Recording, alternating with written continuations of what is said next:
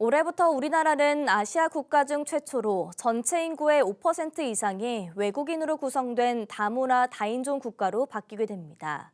이주민을 위한 정책은 무엇인지, 한국교회가 준비하는 사역 방향은 무엇인지 짚어봅니다. 장정훈 기자가 보도합니다. 다문화 국가로 들어선 대한민국. 정부는 저출생에 따른 노동력 감소 대응책으로 이주민 정착 지원 정책을 펼치고 있습니다. 그 일환으로 여러 논란 끝에 서울시는 외국인 가사관리사 시범 도입 시기를 9월로 확정했습니다.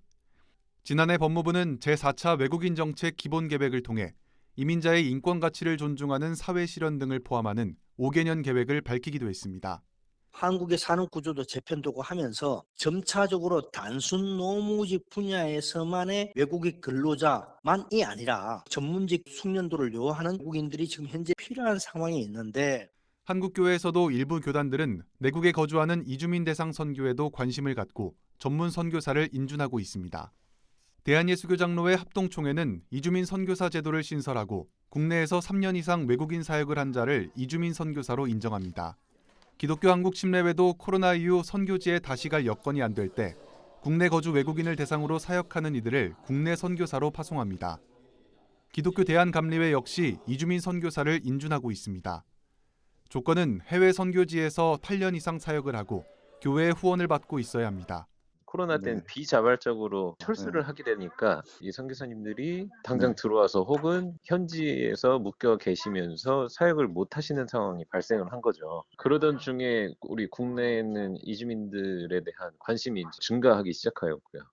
하지만 국내 대형 교단 중 하나인 대한예수교장로회 통합총회는 이주민 선교사라는 명칭이 없습니다. 선교사 칭호는 총회 규정에 따라 해외에서 복음을 전하는 자에게만 사용할 수 있습니다. 뿐만 아니라 그동안 통합총회의 이주민 사역자들은 지휘체계도 일반 목회자와 다른 것으로 알려져 있습니다. 예를 들어 군대나 사회복지시설, 국내 거주 외국인 등의 복음을 전하는 목회자는 일반 목사가 아닌 전도 목사로서 사역해 왔습니다. 전도 목사의 임기는 2년으로 매 2년마다 이를 갱신해야 목회직을 유지할 수 있습니다. 노예에서나 이제 목사님들 사이에서 조금은 좀 가볍게 여겨지는 직책들이어서 노예나 이런 목사님들 모임에 가면 이주민 선교를 했던 목사님들이 좀 설 자리가 없었던 것도 사실이고, 이주민 사역자가 가장 힘든 점은 교회에 파송을 받는 경우가 드물어 지원을 받기가 어렵다는 겁니다. 사역지에서 교회 운영 비용을 충당해야 하지만 한국에 돈을 벌러 온 이주민에게 헌금을 기대하기는 어렵습니다. 생계를 잇기 어려운 목사들은 이주민 사역을 내려놓기도 합니다.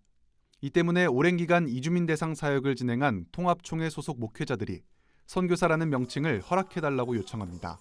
교단에서 이주민 사역자들의 처우가 달라질 수 있다는 이유에서입니다.